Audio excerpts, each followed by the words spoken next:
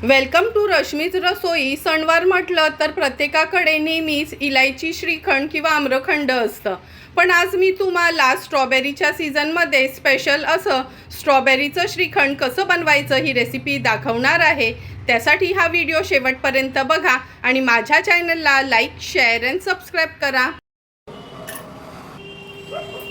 आज आपण स्ट्रॉबेरी श्रीखंड बनवणार आहोत। त्यासाठी 1 किलो मी हे पॅकेटवालंच अमूलचं दही घेतलं आहे। आता हे दही आपण एका कपड्यात बांधून ठेवणार आहोत, म्हणजे त्याचा व्यवस्थित चक्का तयार होईल।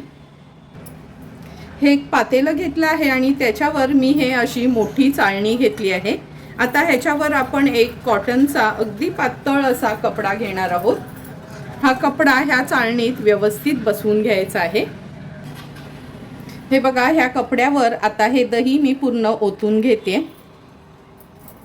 तुम्ही घरात बनवलेलं दही पण वापरू शकता, पण जर वेळ नसेल आणि असं हे पॅकेटवालं दही आणलं तरी चालेल। जास्त करून ना अमूलचं वगैरे दही वापरायचं, म्हणजे हे कसं थोडं घट्टसर दही असते।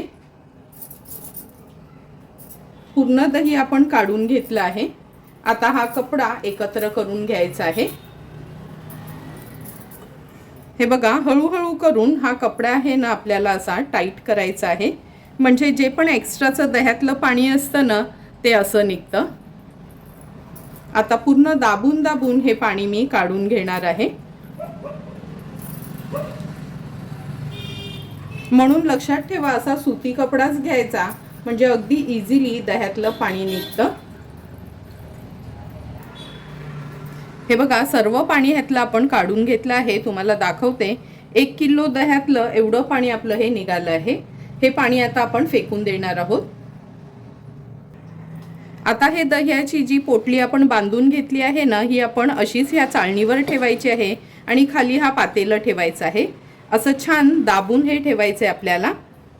नंतर ह्याच्यावर जड काहीतरी म्हणून मी हा खलबत्ता ठेवते, म्हणजे जे पण एक्स्ट्राचं पाणी आहे ना ते ह्या पातेलात निघून जाईल आणि ह्या दह्याचा सुंदर असा चक्का तयार होईल। पण हे भांडं आहे ना पूर्ण असं पातेल्यासहित खलबत्त्यापर्यंत आपण फ्रीजमध्ये ठेवणार आहोत, म्हणजे आपला तयार झालेला चक्का थोडाही आंबट होणार नाही, छान गोडट चक्का आपला तयार होईल। तर चला मग हे मी फ्रीजमध्ये ठेवते आणि उद्या सकाळी आपण हे उघडून बघूया। रात्री जे आपण दही बांधून ठेवलेलं ते काढून बघूया आता।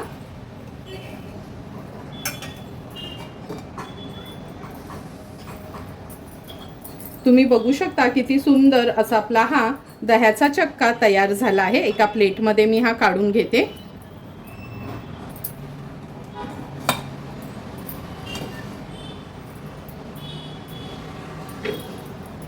हे बघा, हातात पूर्ण असा हा चक्काचा गोळा येतो ना, असा आपला हा चक्का तयार झाला आहे। आणि ही अशी चाळण ठेवली होती, त्यामुळे हे बघा, जे पण एक्स्ट्राचं दह्याचं पाणी आहे ना हे असं पातेल्यात गोळा झालं आहे। हे पाणी तुम्ही पीठ मळायसाठी वगैरे पण वापरू शकता। आणि तुम्ही बघू शकता, हे बघा, अगदी दुकानावर मिळतो असाच आपला घरच्या घरी दह्याचा चक्का तयार झाला आहे।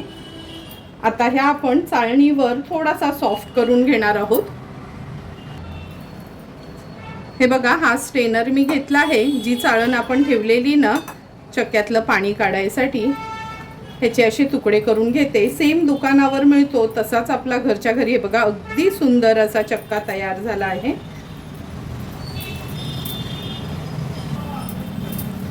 आता हा चक्का आहे ना आपल्याला ह्या स्ट्रेनरमधनं असा थोडासा हे करून काढायचा आहे, म्हणजे अगदी मलईसारखा सॉफ्ट होईल।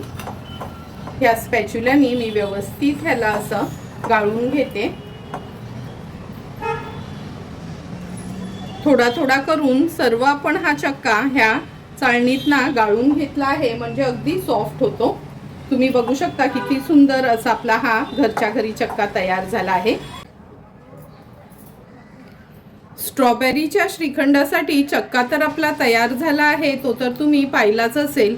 आता आपण त्याच्यामध्ये स्ट्रॉबेरीची प्युरे तयार करणार आहोत। त्याकरता 1 किलो दही जर आपण बांधून ठेवलं असेल ना, तर त्याकरता मी हे पाव किलो स्ट्रॉबेरी घेतले आहेत।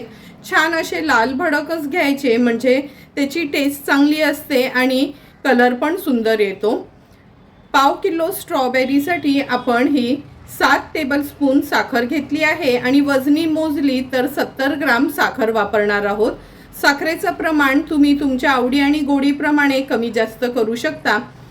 तर चला मग आता हे स्ट्रॉबेरी आहेत ना, ह्याची ही देठं वगैरे काढून घेते, व्यवस्थित कापून घेते आणि साखरेसोबत आपण मिक्सरला ह्याची छान प्युरी किंवा पेस्ट तयार करून घेऊया।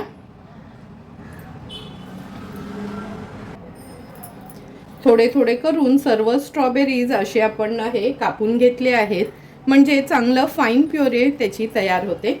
आता ही साखर ॲड करूया आणि मिक्सरला छान फाईन पेस्ट ह्याची मी तयार करून घेणार आहे। हे बघा, अशी फाईन पेस्ट ह्याची आपण तयार केली आहे। आता ही प्युरी आहे ना, ही आपण शिजवून घेणार आहोत।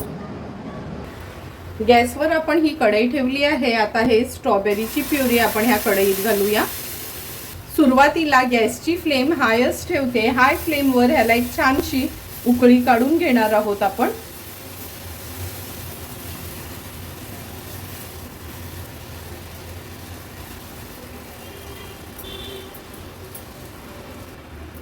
तुम्ही बघू शकता ह्या स्ट्रॉबेरी प्युरीला छान उकळी आली आहे। आता गॅसची फ्लेम मीडियमवर ठेवून हे व्यवस्थित ना आपल्याला असं आटवून घ्यायचं आहे, म्हणजे याचं थिक बॅटर तयार होईल ना, अशी ह्याची कन्सिस्टन्सी आपल्याला करून घ्यायची आहे।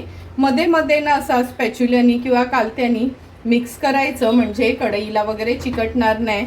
आणि जास्त करून तुम्ही हार्ड कोटिंगची किंवा नॉनस्टिकचीच कढई घ्या किंवा पॅन घ्या, म्हणजे झटपट हे थोडं थिक होईल। आता गॅसची फ्लेम मीडियमवर ठेवली आहे आणि मीडियम फ्लेमवर छान ह्याला आपण थिक करून घेऊया।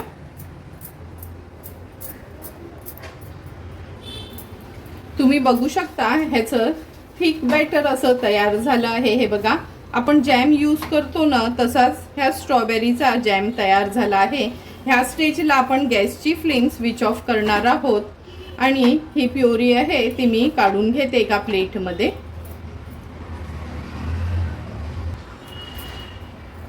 हे बघा, ह्या बोलमध्ये मी पूर्ण हे प्युरे काढून घेतली आहे। स्ट्रॉबेरीची कन्सिस्टन्सी तुम्ही बघू शकता, सेम जॅमची असते ना तशीच झाली आहे। आता हे पूर्ण गार करून घ्यायचं आहे, म्हणजे रूम टेम्परेचरला आणायचं आहे। नंतरच आपण तयार केलेल्या चक्क्यामध्ये ॲड करणार आहोत। आता आपण ह्याच्यामध्ये मगाशी बनवलेला स्ट्रॉबेरीचा पल्प ॲड करणार आहोत। हे बघा, हा पल्प मी ह्याच्यामध्ये ॲड करते। हा पल्प स्टेनरमधनं वगैरे काढायचा नाही, असाच घ्यायचा, म्हणजे श्रीखंड आपलं दिसायला खूप सुंदर दिसतं। व्यवस्थित एकजीव करून घ्यायचं आहे आपल्याला हा स्ट्रॉबेरी पल्प आणि चक्का।